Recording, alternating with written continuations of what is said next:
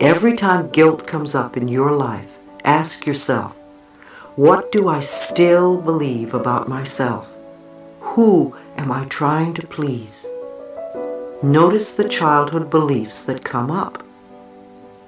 When somebody comes to me who's been involved in a car accident, there is usually guilt on a deep-seated level and a need for punishment.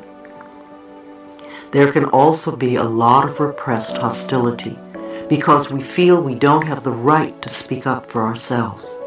Guilt seeks punishment, so we can literally become our own judge, jury, and executioner, condemning ourselves to a self-imposed prison. We punish ourselves, and there is no one around to come to our defense.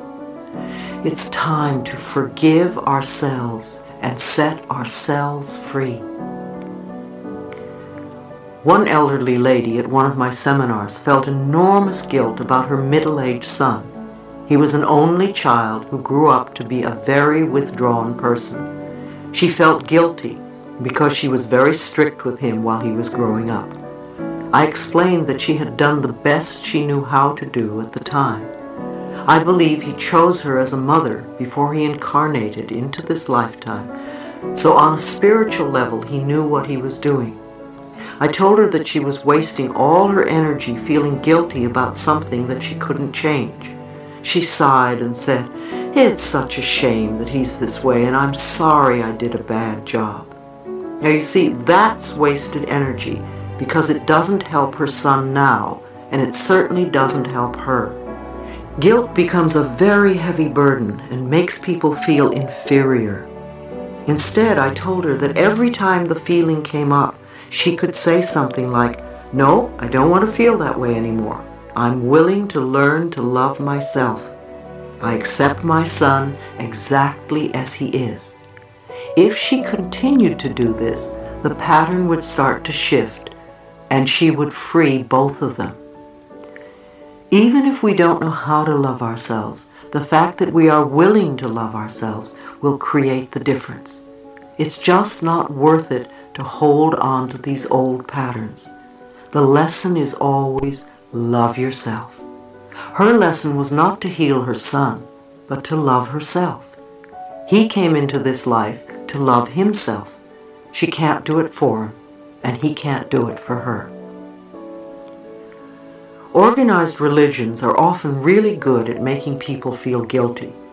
Many of them do some heavy numbers to keep people in line, especially when they are young.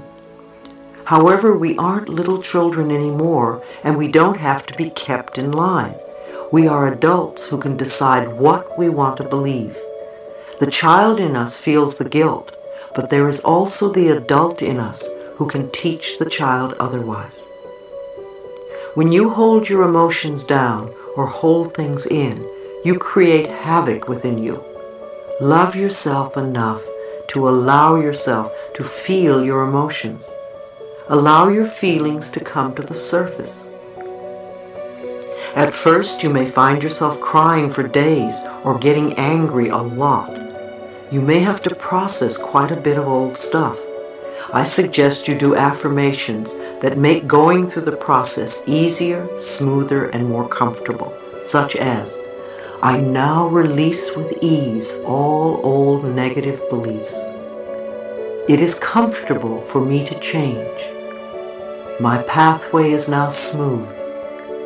I am free of the past." Also, don't add judgment to your feelings.